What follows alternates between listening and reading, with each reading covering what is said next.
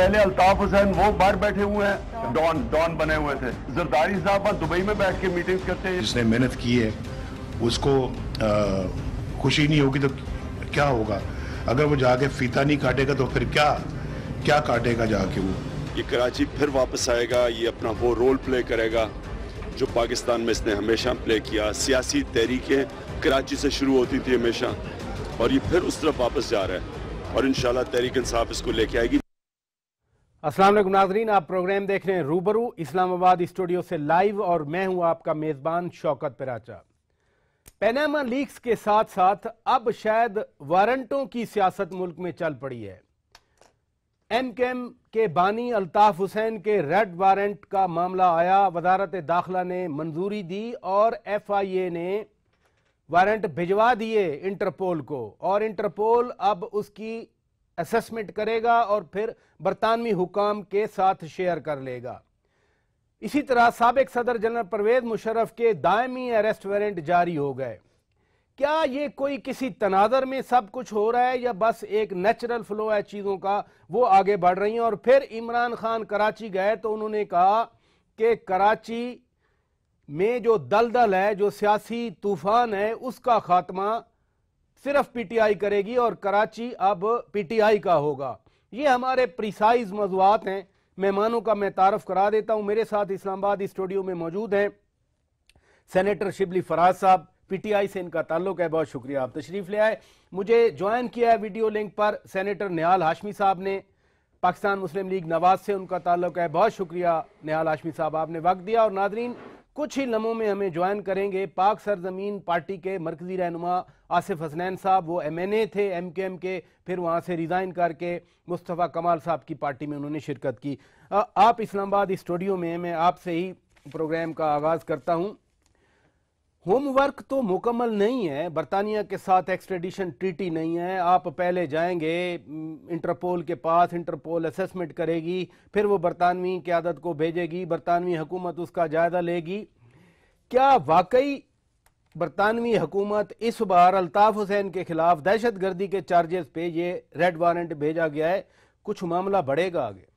देखें, बात यह है कि जब दो ममालिक में जिनकी कितने तिजारती और सकाफती और इतने पुराने रिश्ते हों और उसके दरमियान अगर ये कोई एग्रीमेंट ना हो, तो पहली बात तो ये है कि इस पर कोई काम होना चाहिए। बिकॉज हमारे अक्सर जो पाकिस्तानी हैं या वहाँ के लोग हैं यहाँ पे आते हैं, तो ये एक ट्रीटी, इस पर काम होना चाहिए। दूसरी बात यह है कि मुझे नहीं लगता कि इस पर कोई ज़्यादा पेशरफ्त होगी। बिकॉज हमने ये भी देखा है कि उन पे जो मनी लॉन्ड्रिंग के केसेस चल रहे थे और इस किस्म की, और फिर दूसरा इमरान फारूक का में भी उनका नाम आ रहा था, लेकिन हमने ये देखा है कि वहाँ पे भी उनको कोई ख़ास, अब मुझे नहीं पता कि वो किन मकासद के लिए इस्तेमाल हो रहे हैं या इस्तेमाल हुए हैं, लेकिन उन पे हाथ नहीं डाला जा रहा। इवन बरतानवी हुकूमत उनके साथ कोई ऐसा रवैया उनका नहीं है जिसमें जो कि पहले तो बरतानवी हुकूमत से पहले शिबली फराज साहब, सेनेटर साहब, बात यह है कि हम भेजेंगे लियोन फ्रांस में इंटरपोल को।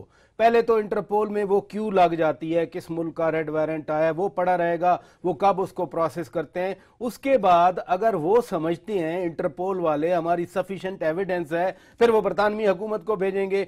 और बरतानवी हुकूमत, जैसे आप फरमा रहे हैं कि बड़े बड़े केसेज आए, आगे नहीं बढ़े। आपके चेयरमैन, मौजूदा चेयरमैन PTI के रहनुमा इमरान खान ने भी एक बार एक केस दर्ज कराया था, वापस ले लिया था। बिल्कुल नहीं, हमने वापस थोड़ी लिया था वो तो। हमने तो जो भी हमारे पास नहीं किया, एक ही बात है ना। देखें, बात ये है कि हम किस फ्रंट पे लड़ेंगे। हमने तो जो अपना काम, जिस जमाने में कि अल्ताफ हुसैन का कोई नाम भी नहीं ले सकता था, उस जमाने में जो है तो हमारे चेयरमैन वहाँ पे उन्होंने ये केस उनके खिलाफ दायर किया। बिकॉज उनके पास सबूत थे वो उन्होंने जमा किए। लेकिन अब वहां पे अगर कुछ नहीं होता, मनी लॉन्ड्रिंग जैसे जिसमें कि उनके घर से पैसे पकड़े गए थे इतने अमाउंट में, सब कुछ हुआ, उसका कुछ नहीं हुआ, तो जो सबूत हमने दिए थे उसका क्या होना था? कोई ज्यादा ऑप्टिमिज्म नहीं है। निहाल हाशमी साहब, मैं आपकी तरफ आऊंगा। अल्ताफ हुसैन के रेड वारंट जारी करने की मंजूरी वजारत दाखिला ने दी। जाहिर है अदालत ने कहा प्रोड्यूस करें, आपकी हुकूमत ने कहा कि रेड वारंट जारी कर देते हैं। क्या सिर्फ अदालत को सेटिस्फाई करने के लिए ये कदम उठाया गया है या आप वाकई समझते हैं, आप कराची में बैठे हैं, कराची के तनाजुर में जो कुछ अल्ताफ हुसैन करते रहे, क्या वाकई आपकी हुकूमत अब इतनी संजीदा बिल आखिर हो गई कि रेड वारंट के जरिए अल्ताफ हुसैन को वापस बुलाने का फैसला किया है?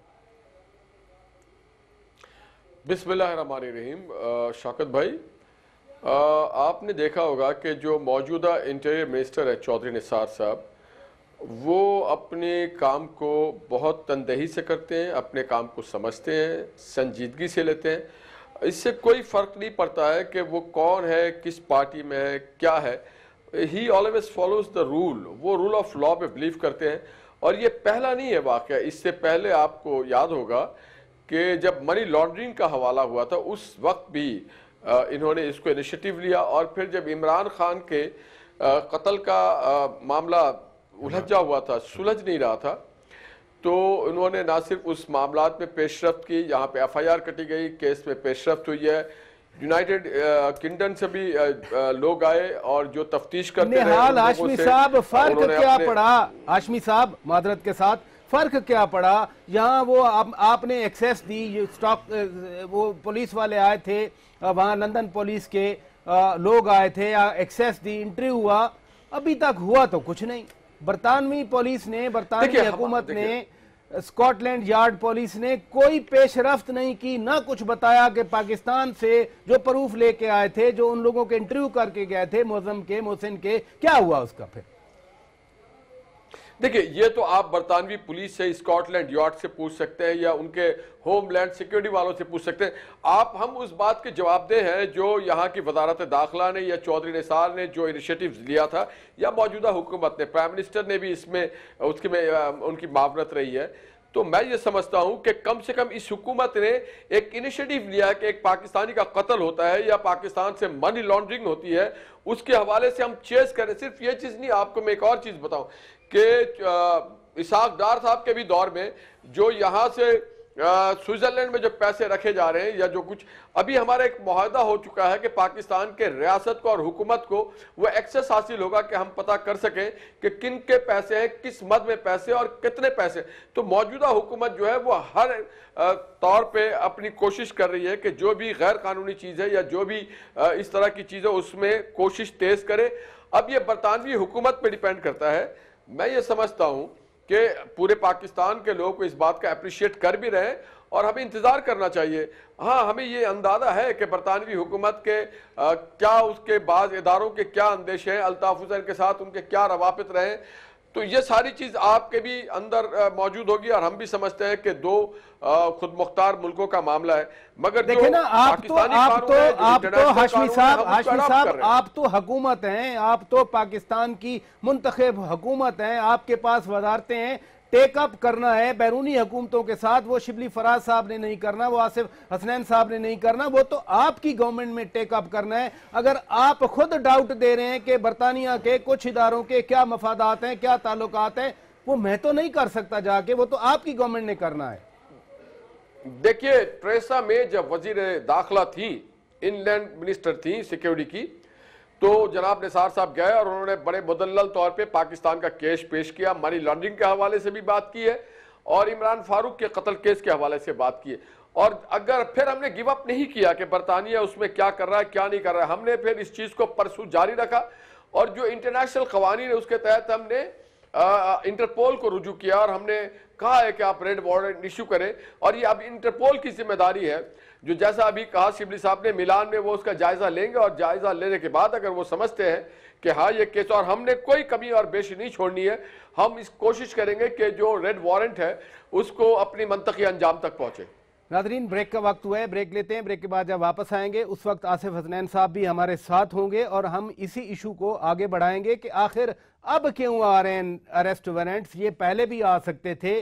क्या पनामा लीक्स की वजह से मुल्क में मची सियासी हलचल का कोई इसके साथ ताल्लुक है? और रेड वारंट्स अल्ताफ हुसैन के इशू होते हैं, मुख्तलिफ पार्टीज क्या सोच रखती हैं, बात करेंगे एक ब्रेक के बाद। वेलकम बैक नादरीन, आप रूबरू प्रोग्राम देख रहे हैं इस्लामाबाद स्टूडियो से लाइव और हम बातचीत कर रहे हैं मुल्क में अब वारंट्स की सियासत जारी है आसिफ हसनैन साहब, ब्रेक से पहले हम इस इशू पे बात कर रहे थे कि मुत्तहिदा के बानी अल्ताफ हुसैन के खिलाफ रेड वारंट्स जारी हो चुके हैं। मैं अपने मेहमानों से जानना ये चाह रहा था, हुकूमत के नुमाइंदे सेनेटर निहाल हाशमी साहब मौजूद हैं, पीटीआई के नुमाइंदे शिबली फराज साहब मौजूद हैं, आपके कायद, आपके नए कायद बल्कि मुस्तफ़ा कमाल साहब सबसे पहले आए और उन्होंने कहा कि अल्ताफ हुसैन रॉ का एजेंट है, अल्ताफ हुसैन आलमी ताकतों का आला-ए-कार है। अब चूंकि हम इंटरपोल के जरिए बरतानिया के पास जा रहे हैं, अगर अल्ताफ हुसैन आलमी ताकतों का आला-ए-कार है तो फिर आपके ख्याल में रेड वारंट के जरिए अल्ताफ हुसैन को वापस लाया जाना मुमकिन हो सकेगा?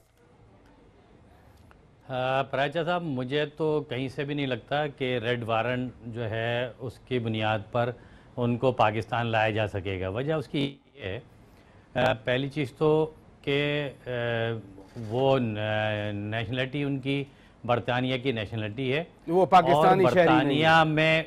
और बरतानिया में इंडिया का जो असर रसूख है वो बहुत ज़्यादा है, डिप्लोमेटिक भी और इकनॉमिकल भी, क्योंकि इंडिया के एक बहुत बड़ा जो फाइनेंसर है, जो बिज़नेस कम्युनिटी है, वो वहाँ पर उसकी इन्वेस्टमेंट है, उनके असर रसूख भी हैं और डिप्लोमेटिक भी बहुत अच्छे हैं उनके। तो लिहाजा इंडिया किसी भी सूरत में बरतानिया के इस ताल्लुकात को इस्तेमाल करेगा और कभी भी नहीं चाहेगा कि इस रेड वारंट। दूसरी जो सबसे अहम बात यहाँ पर है वो ये है कि देखिए, इसमें सबसे अहम रोल होता है रियासत का।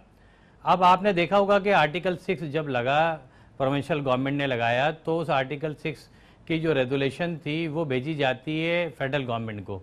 रियासत की जिम्मेदारी होती है कि वो इसको परसू करे और वो आर्टिकल 6 के हवाले से जो भी केसेस हैं उसको बनाए। लेकिन जब आर्टिकल 6 लगा और उस पर केसेस नहीं बनाए गए तो इट मीन्स के बिल्कुल क्लियर था कि फेडरल गवर्नमेंट को वो सूट नहीं करता था। और जाहिर सी बात है, अगर फेडरल गवर्नमेंट को सूट नहीं करेगा, रियासत को सूट नहीं करेगा, तो रियासत ने ही तो मुकदमात बनाने थे। तो जब आप आर्टिकल 6 पर कार्रवाई अपने मुल्क में नहीं कर पा रहे अब तो आसिफ हसनैन साहब, अब तो रियासत ने अपना काम किया, वजारत दाखिला ने रेड वारंट की मंजूरी दी और मेरी इतलात के मुताबिक जो हमारा इदारा है इंटरपोल के साथ मिलकर काम करता है वो FIA है और अब बाकायदा प्रोसेस शुरू हो चुका है। वो लियोन जाएगा, फ्रांस जाएगा, फ्रांस में इंटरपोल के हेड ऑफिस में असेसमेंट होगी, फिर वो बरतानी हुकूमत को आगे भेजेंगे। तो फेडरल गवर्नमेंट ने तो इनिशिएटिव ले लिया, काम का आगाज कर दिया। मैं आपको मिसाल दूं मनी लॉन्ड्रिंग केस की। आपने देखा होगा कि मनी लॉन्ड्रिंग केस में भी इसी तरह के बयानात आए थे गवर्नमेंट के, और गवर्नमेंट ने यही बातें की थी कि हम बड़ा सीरियस हैं इस सारे मामलात पर। इसी तरह डॉक्टर इमरान फारूक केस में भी आपने देखा कि आपको कोई खातिरखा पेशरफ्त नज़र नहीं आई जिस अंदाज की चीज़ें होनी चाहिए थी। दोनों केसेस जो है तकरीबन कमज़ोर पड़ गए और मजबूरन यहाँ FIR doctor Imran Farooq case की काट के उसको केस को चलाना पड़ा। तो मैं फिर ये कहूँगा कि ये केस भी, क्योंकि अदालत ने ये रेड वारंट इशू किए हैं, उसके आज पर गवर्नमेंट मजबूर थी कि गवर्नमेंट इसको फॉरवर्ड करे। पे रहिए आसिफ हसनैन साहब, इसी नुक्ते पे रहिए। आपने कहा कि केस कमजोर हो गए हैं। शिबली फराज साहब, आपके पास आऊंगा।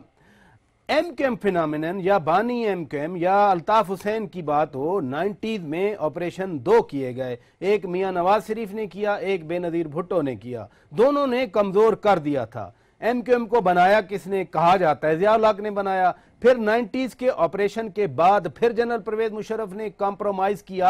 अब सेनेटर निहाल हाशमी साहब हमें बार बार यकीन दहानी करवा रहे हैं कि हुकूमत, वफाकी हुकूमत, मुस्लिम लीग की हुकूमत, वजीर दाखिला चौधरी निसार अली खान भरपूर तरीके से परसू करेंगे और खुद फॉलो कर रहे हैं। क्या फिर मसलहतों का शिकार तो नहीं हो जाएगा ये मामला? देखें, बदकिस्मती से हमारे यहाँ हमेशा यही हुआ है कि कुछ सियासी मसलहतों के तहत मुल्क की मफादात को और अवाम के मफादात को पीछे रख दिया जाता है और एक ख़ास उस वक्त जो नज़रिया ज़रूरत होता है उसकी तकमील के लिए कुछ लोगों को छोड़ दिया जाता है, कुछ लोगों को गिरफ्तार कर लिया जाता है। अब देखें, बात ये होती है कि एक चीज़ होती है कि कार्रवाई डालना, कि आपने बस एक कर दी है कि आप कह सकें कि जी हाँ मैंने किया है।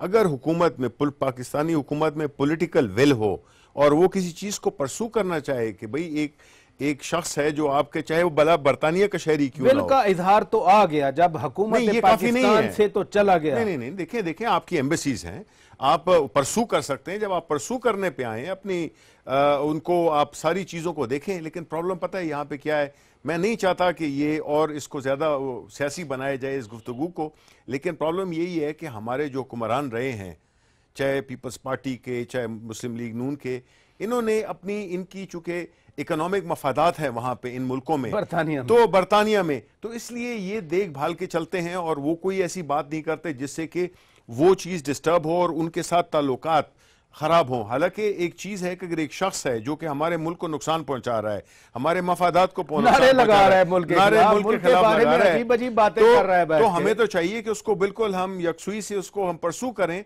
और अपनी जितनी भी हमारा जो डिप्लोमेटिक एंगल है उसको भी इस्तेमाल करें और जितने भी प्लेटफॉर्म्स हैं उन पे हम उस पे सही मानों में करें। लेकिन ये तब होगा जबकि आप चाहेंगे तो। नहीं, वो तो खैर बहरहाल निहाल हाशमी साहब फरमा रहे हैं कि चाहेंगे। हाशमी साहब आपकी तरफ आऊंगा। अभी आसिफ हसनैन साहब आर्टिकल 6 की बात कर रहे थे, सिंध असेंबली से वो रेजोल्यूशन पास हुई, आर्टिकल 6 किसी और पे भी लगा था, यहां पर इस्लामाबाद में खसूसी अदालत भी बनी थी। आप फिर उसका यानी जनरल परवेज मुशर्रफ के खिलाफ दायमी वारंट इशू हो चुका है। जब बाहर गए तो आप रोक नहीं सके, वो बाहर चले गए और बाद में फिर कुछ इंटरव्यूज में उन्होंने खुद जनरल परवेज मुशर्रफ ने कहा कि वो कैसे बाहर चले गए। अब दायमी वारंट जारी होंगे, उनको कैसे लाएंगे फिर आप? शौकत भाई, मैं आपका शुक्रगुजार हूं। आपके और आज चैनल के तवज्जुह से मैं एक चीज वाजे कर दूं, पूरी कौम सुने कि आर्टिकल 6 अल्ताफ हुसैन पे नहीं लगता। उसकी वजह यह है कि आर्टिकल 6 कहता है, बड़ा क्लियर है, आप कॉन्स्टिट्यूशन के बुक को वक्फे पे मंगा लें, देख लें कि हूसोएवर पर्सन और persons put the constitution in abeyance और इन एब्रोगेट करता है। और फिर आता है हूसोएवर, आर्टिकल 6(2) है कि हूसोएवर एबेट का लफ्ज है, उसकी मावनत करता है कॉन्स्टिट्यूशन को टू पुट इन एबेंस और एब्रोगेट करता है। इसमें वो शख्स और वो शख्सियात और वो ग्रुप और वो जत्था शामिल होता है जो कॉन्स्टिट्यूशन को पामाल करे, उसको मुअत्तल करे, उसको मनसूख करे या कोई ऐसी चीज करे जिससे आइन की तौहीन होती है। मैं हाशमी साहब मैं आर्टिकल 6 का क्वेश्चन तो किया जनरल परवेज मुशर्रफ के कॉन्टेक्स्ट में, बट आपने बड़ी अच्छी बात की। तो क्या मैं आपसे पूछूं, आपकी पार्टी भी सिंध असेंबली में सीटें रखती है, एमकेएम भी है, फिर उसमें पीपल्स पार्टी भी है, जब आर्टिकल 6 अप्लाई ही नहीं हो सकता अल्ताफ हुसैन पे, जैसे आप तशरीफ फरमा रहे हैं और बिल्कुल दुरुस्त कह रहे हैं, तो क्या सिंध असेंबली की तरफ से वो आर्टिकल 6 पे करारदाद पास करना, उसको मैं फिर क्या समझूं? क्या किया उन्होंने? यही तो सर पीटने का मुकाम है कि हमारे जो लेजिस्लेटर हैं वो नाली, सड़कें, डेवलपमेंट की बात करते हैं, आइन की बात नहीं करते और आइन को पढ़ते नहीं है। अल्ताफ हुसैन पे जो मुकदमा लगता है वो बनता है 120 से लेके 124 पीपीसी। ये 6 कॉन्स्टिट्यूशन की आर्टिकल 6 का नहीं है। तो मैं समझता हूं कि कम से कम देर आयस दुरुस्त आयस हमें देखना चाहिए, समझना चाहिए कि आर्टिकल 6 हर आदमी एक नारे के तौर पे इस्तेमाल करता है, नारे के तौर पे इस्तेमाल नहीं करना चाहिए इसे। जो चीज अब एक आदमी भैंस चोरी करे उस पर 302 तो नहीं लगाया जाता, जो 302 कर रहा हो उस पर 337F तो नहीं लगाया जा सकता। तो हमारे जो लेजिस्लेचर है उनको भी देखना चाहिए। लेकिन सवाल तो ये है ना हाशमी साहब, सवाल तो ये है कि जनरल परवेज मुशर्रफ के दायमी वारंट तो जारी हो गए, आप लाएंगे कैसे उनको? देखिए, ये जिम्मेदारी यकीनन उन इदारों की है जो पाकिस्तान में इस तरह के काम करने के जिम्मेदार हैं। दूसरी तरफ अगर नहीं आएंगे तो हो सकता है कि जनरल, अगर अदालत उनके भी रेड वारंट इशू करती है तो फिर जो इदारे हैं वो अपना काम जरूर करेंगे और इदारे हरकत में आएंगे। फिर मैं आपको एक बात बता रहा हूं, वजीर दाखिला, वजारत दाखिला आपकी है, वजीर दाखिला की अभी आप तारीफ कर रहे थे, यकीनन वो बहुत अच्छे काम करते हैं। वजारत दाखिला आपकी हुकूमत की है, हम तो एग्जीक्यूटिव कामों के लिए जो एग्जीक्यूटिव की जिम्मेदारी है वो जाहिर है आप हुकूमत की नुमाइंदगी कर रहे हैं, हम तो आपसे ही पूछेंगे ना। देखिए, मैं ये समझता हूं कि जब वारंट इशू होगा मुशर्रफ साहब के खिलाफ भी, तो वजारत दाखिला उसी तंदही से, उसी तेजी से, उसी चाबुकदस्ती से वो रेड वारंट को फिर रेफर करेगी इंटरपोल के पास, और जहां कहीं भी होंगे, चूंकि वो पाकिस्तान के किसी सियासी जमात को, ये वजारत दाखिला को तो मतलूब नहीं है, वो पाकिस्तान की एक अदालत को मतलूब है, और दुनिया की हर अदालत जहां मोहतरम है उससे कहीं ज्यादा अदालत हमारी मोहतरम है, और हम अगर हमारी अदालत किसी को तलब करती है तो उसको वहां पेश होना चाहिए। शिबली फराज साहब, बात यह है कि एक कॉन्टेक्स्ट में चीज़ें देखना पड़ती हैं। ज़ाहिर है मुल्क की सियासी सूरत हाल ऐसी है, एक तरफ जनरल परवेज़ मुशर्रफ कोई ग्रैंड किस्म का पॉलिटिकल अलायंस, वसी तर सियासी इत्तेहाद बनाने की बात कर रहे थे। पिछले हफ्ते कुछ मीटिंग भी हुई, अचानक वारंट्स आ गए। कोई आप इनमें कोई रेलेवेंस देखते हैं, कोई कनेक्टिविटी देखते हैं, या दोनों चीज़ें अलग-अलग हैं? देखें, ये बिल्कुल ये इसकी पॉलिटिकल कॉनोटेशन है कि जब एक आप बैठे हों और अचानक जो है तो आप एक नया इशू खड़ा कर देते हैं, जिसमें कि वो इशू एक ऐसा इशू था जो कि आप शुरू से ही उसको आप या तो परसू करते या अभी उसको उठाने का वक्त नहीं था।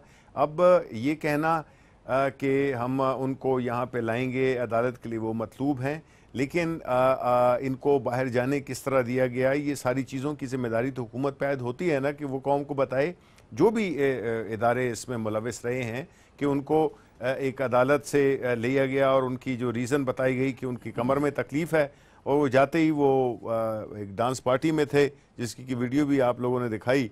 तो मतलब है कि ये तो फिर मजाक बन जाता है ना। असल चीज़ प्रॉब्लम परवेज़ मुशर्रफ ये इंडिविजुअल्स नहीं है, प्रॉब्लम ये है कि जो आपके सारे जो पाकिस्तानी जो लोग हैं, अवाम है, वो देखते हैं कि यार कानून मुख्तलिफ लोगों के लिए मुख्तलिफ है। ये चीज़ बहुत ज़्यादा हुकूमत की जो वो है ना रिट है, उसको ये कमज़ोर करती है। ये सबसे ज़्यादा नुकसान, बिकॉज परवेज़ मुशर्रफ अब क्या है पॉलिटिकल लैंडस्केप में, उसका कोई रोल नहीं है, उसका कोई मतलब है कि थे वो माजी का एक हिस्सा थे। अभी चाहे वो जितना भी जोर लगाएं, ये हमने देखा है कि वो इस तरह की कोई बात नहीं है, लेकिन जो नुकसान वो पहुंचा रहे हैं हमारे मुल्क में, जो नई जनरेशन है या अवाम है वो देखते हैं, उसमें जो है तो बहुत ज़्यादा नुकसान है। आसिफ हसनैन साहब, वसी तर इत्तेहाद की बात जनरल परवेज़ मुशर्रफ साहब कर रहे थे, और आपने देखा कुछ मीटिंग्स भी हुई दुबई में, अभी पिछले हफ्ते से पहले भी मीटिंग्स होती रही। अब ये उनके अरेस्ट वारंट्स आए हैं, और पाकिस्तान का कानून तो क्लियर है कि आर्टिकल 87 CRPC के तहत अदालत पहले इश्तिहारी करार देती है, वो दे दिया था। फिर 88 सेक्शन यानी CRPC की 88 के तहत उनकी जायदाद की कुर्की का हुक्म आता है, वो भी आ चुका होता है। अब अगर वो दायमी वारंट्स के तहत गिरफ्तार नहीं होते तो हुकूमत, आपको लगता है, उनके भी रेड वारंट्स जारी करेगी? पराचा साहब, मैं इससे पहले जो आप गुफ्तगू कर रहे थे अल्ताफ हुसैन के हवाले से, उसी से आपने इसको रिलेट किया है। मैं उस पॉइंट को क्लियर कर दूं। अभी हाशमी साहब कह रहे थे किसी को आइन तोड़ने पर तो आप कहते हैं कि आर्टिकल 6 लगता है वो मुल्क का गद्दार होता है, मगर कोई मुल्क के खिलाफ बात करे या मुल्क तोड़ दे, वो आज़ादी से घूम रहा होता है, वो क्या कहलाएगा? यानी कि वो गद्दार भी नहीं कहलाएगा। और बजाय इसके कि हम इसको तशरीह करें, इस तशरीह को तो हमें अदालत पे छोड़ देना चाहिए। फेडरल गवर्नमेंट की तो जिम्मेदारी है कि फेडरल गवर्नमेंट इन क्लॉजेस को निकाले, और उसकी बुनियाद पर मुल्क दुश्मनी करने वाला कोई भी आम आदमी हो या कोई भी लीडर हो, उसके खिलाफ कार्रवाई के लिए आगाज करे, इसकी तशरीह ना करे। दूसरी बात यह कि जावेद हाशमी का क्या कसूर था? आपने जावेद हाशमी को आर्टिकल 6 लगाकर इतने साल अंदर किया, उसका क्या कसूर था? आज आप कहते हैं कि जो कवानीन है हमारे यहाँ, वो कवानीन का सबसे बड़ा प्रॉब्लम तो यही है कि जो बड़े लोग हैं उनके लिए आप तशरीह निकाल लेते हैं, उनके लिए कानून कुछ और होता है, और आम आदमी के लिए कानून कुछ और होता है। आम आदमी को छोटे से केस में आर्टिकल 6 आर्टिकल 6 नहीं था, सुन ले, 120 124 तक जो है उसमें सजाए मौत है, वो हाई ट्रीजन है, मुल्क से गद्दारी का है वो 120 to 124, और उसमें हाई ट्रीजन है, और उसमें सजाए मौत है। यही तो पूछ रहा हूं, और जावेद अगर मुल्क के खिलाफ कोई 124 लगा था आर्टिकल 6 आप अभी प्रोविंशियल गवर्नमेंट की बात कर रहे थे कि उसने आर्टिकल 6 की रेजुलेशन पास की, तो भाई उसको देखना था ना फेडरल गवर्नमेंट को, रियासत और क्या काम है, उसको देखना था कि एक आदमी खुल्लम खुल्ला मुल्क के खिलाफ कह रहा है, तो बजाय इसके कि आप ये देखें कि जी कानून में इसको अगर तशरीह करें तो इस पर आर्टिकल, भाई उस पर उसके खिलाफ केसेस तो बनाएंगे ना आप। आपने कौन सा केस बनाया, उसको गिरफ्त में लिया, किस गिरफ्त में आपने लिया? सूबाई गवर्नमेंट का मामला नहीं है, रियासत का मामला है, रियासत की जिम्मेदारी है। दूसरी बात ये कि आज आप मुशर्रफ की बात कर रहे हैं, आज आप मुशर्रफ की बात कर रहे हैं, मैं तो एक अदरसा तालिब इल्म हूं कानून का, इसलिए मैं आपको कह रहा हूं। आप मुशर्रफ की बात कर रहे हैं, मैं आज आपसे फिर कहता हूं आपके प्रोग्राम के हवाले से कि क्या मुशर्रफ को ले आएगी गवर्नमेंट, नहीं लाएगी? मैं आपसे यही तो पूछ रहा हूं, नहीं लाएगी।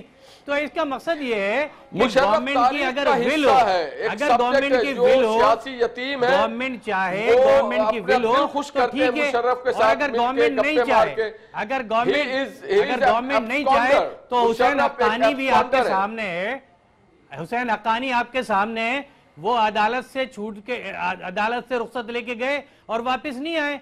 तो मैं यही तो आपसे कह रहा हूं कि पाकिस्तान में जो सिस्टम है उस सिस्टम के तहत अगर गवर्नमेंट की विल नहीं है, रियासत नहीं चाहती, रियासत को गलत आदमी हो, सूट करता है, मुल्क दुश्मन हो, आसिफ अदनान साहब, हाशमी साहब, मुझे ब्रेक लेना है, नाजरीन ब्रेक लेते हैं। ब्रेक के बाद जब वापस आएंगे तो अल्ताफ हुसैन के खिलाफ रेड वारंट जारी हो गए, जनरल परवेज मुशर्रफ के अरेस्ट वारंट, वो दायमी परपिचुअल जिसे अंग्रेजी में कहते हैं, अरेस्ट वारंट जारी हो गए।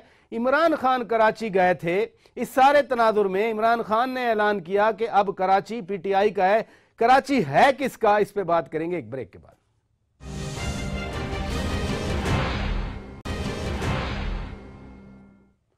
वेलकम बैक नाजरीन, रूबरू प्रोग्राम आप लाइव देख रहे हैं और हम बातचीत कर रहे हैं इन रेड वारंट्स की जारी होने के, अरेस्ट वारंट्स के जारी होने के, और फिर उस तनाजुर में मुल्क की सियासत पर क्या असर पड़ रहा है। सेनेटर साहब, मैं आपकी तरफ आऊंगा। जनरल परवेज मुशर्रफ इत्तेहाद बना रहे थे, अरेस्ट वारंट जारी हुए, जाहिर है वो नहीं आएंगे, और मेहमान दुरुस्त कह रहे हैं कि वो अब नहीं आएंगे। MKM 3 धड़े तो आपको नजर आ रहे हैं। अब इमरान खान कराची जाते हैं, वो कहते हैं कि जी कराची सिर्फ अब पीटीआई का है। क्या MKM डिवाइड हो गई है, पाक सरजमीन पार्टी बन गई, MKM लंदन बन गई, MKM पाकिस्तान बन गई? सिर्फ यही वजह है कि अब आप दावा कर रहे हैं कि कराची हमारा है? नहीं, ऐसी बात नहीं है। आप पिछले इलेक्शंस में भी देखें तो हमने वहाँ पे बहुत वोट हासिल किए, 7 लाख के करीब वोट हासिल किए हमने। अब बात यह है कि हमने कराची में चूँकि ये पॉलिटिकल वो एक भौचाल छाया हुआ था, जिसमें कि ख़ास तौर पे जो मेन स्टेक होल्डर उस वक्त में थे MKM वाले थे, जिन्होंने कि यहाँ की सियासत पे वो किया हुआ था। मुख्तलिफ़ किस्म की खौफ की सियासत थी और इस किस्म की उसमें। सेनेटर साहब, मैं अब भी कहूँगा, एक लॉ इन्फोर्समेंट ऑपरेशन हुआ है, सब बराबर हो गया, अब माशाल्लाह वहाँ सुकून है, अमन है। और 92 के ऑपरेशन के बाद भी ऐसा था, जनरल बाबर मरहूम जब जाते थे ऑपरेशन के बाद सिर्फ पुलिस का ऑपरेशन था, बिल्कुल क्लियर हो गया था। ठीक है, तो मतलब कहने का ये है कि उसमें तो देखें ना, हमें बहैसियत एक सियासी पार्टी हमने अपना क्लेम करना है, वहाँ पे अपना हिस्सा जो हमारा क्लेम है एक सियासी, वहाँ पे हमारी फॉलोइंग है, उसमें हमारा पूरी कोशिश यही होगी कि हम पूरे कराची को, सिर्फ कराची को नहीं बल्कि सिंध को हम काम करें। और जो कि अभी हमने काम शुरू कर दिया है। अभी खान साहब भी वहाँ पे जरा ज्यादा फ्रीक्वेंसी के साथ जाएंगे, ज्यादा देर के लिए जाएंगे। जाते कराची हैं, दल सिंध से निकालेंगे मुल्क को। नहीं, मतलब है कि ये तो एक सियासी एक्टिविटी है जिसमें कि अब जलसे भी होंगे और हमारे वहाँ पे जो तंजीम साजी है वो भी जोर पकड़ रही है और हम वहाँ पे अब भरपूर तरीके से काम कर रहे हैं। आसिफ अदनान साहब, अगर यही सवाल आपसे किया जाए कि MKM जो है उसके तो धड़े बन गए, आप भी रिजाइन करके पाक सरजमीन पार्टी में आ गए, MKM लंदन भी दायरे उनके वर्कर सामने आए थे, पीटीआई जब क्लेम करती है कि कराची अब उनका होगा, आप भी इक्वल कंटेंडर हैं कि पाक सरजमीन कराची को होल्ड करेगी, होगा क्या फिर? राजा साहब, एक्चुअली कराची में जो प्रॉब्लम्स है, जो मसाइल हैं, आप लोग तो हाईलाइट कर रहे हैं चीज़ों को, बहुत ज़्यादा मसाइल का शिकार है। ख़ासतौर पर जो लोकल गवर्नमेंट के मामला आते हैं, ट्रांसपोर्ट, दीगर इशूज़ हैं, प्लस यहाँ के जो लोगों के हवाले से बेरोज़गारी है, दीगर इशूज़ हैं, बहुत ज़्यादा हैं। अब ये सारे जो इशूज़ हैं इसके लिए ऑनरशिप चाहिए। बदकिस्मती ये कि कराची की किसी ने आज तक ऑनरशिप नहीं ली। एक अपॉर्चुनिटी थी PTI के पास 2013 में कि जो उनको वोट मिला था, अगर उस वोट के फ़ौरन बाद वो यहाँ फोकस करते तो शायद ये स्पेस को वो कुछ फुलफिल कर सकते थे। लेकिन मैं अल्हम्दुलिल्लाह पाक सरज़मीन पार्टी ने इस स्पेस को फुलफिल किया है। और हैदराबाद के बाद जो कराची का जलसा किया, आपने देखा, आपके कैमरों ने दिखाया कि किस तरह का क्राउड निकल के आया। और हम इसको ऑन करते हैं, मुस्तफ़ा कमाल इसको ऑन करते हैं, हम इसकी विरासत को ऑन करते हैं, हम इसके वारिस हैं। हम यहाँ पर बिल्कुल काम करेंगे, हमें ये मौका मिलेगा। उसी तरह जिस तरह माजी में मुस्तफ़ा कमाल ने सिटी नाजिम के दौर में इस शहर को बनाया था, उस वक्त भी मुश्किल हालात थे, और इंशाल्लाह आगे भी मौका मिलेगा। यही वजह है कि हम कराची के लोगों को ये ऑनरशिप देना चाह रहे हैं, कराची के लोगों को मॉरली सपोर्ट देना चाह रहे हैं। बुनियादी नुक्ता आप ओनरशिप का कह रहे हैं। निहाल हाशमी साहब, वक्त भी जा रहा है, ओनरशिप कह रहे हैं कि एक प्रॉब्लम है। जाहिर है पीपल्स पार्टी सिंध से वोट लेती है, रूरल से, कराची में ज्यादा सीटें नहीं होती, पीटीआई को 1 सीट मिली, इमरान खान बार बार जा रहे हैं, मुस्लिम लीग जो है वो चूंकि वफाक में है, पंजाब में है। ओनरशिप वाकई प्रॉब्लम है? आपकी वफाकी हुकूमत या सिंध की सूबाई हुकूमत कराची को ओन नहीं करती, इसलिए कचरा पड़ा है, पानी के प्रॉब्लम है, बसें देखें कल क्या हादसात हुए वहां पर। पराचा साहब देखिए, ये ऑनरशिप की बात नहीं, कराची के रहने वालों का है। इसके वसाइल और मसाइल को कौन हल करता है?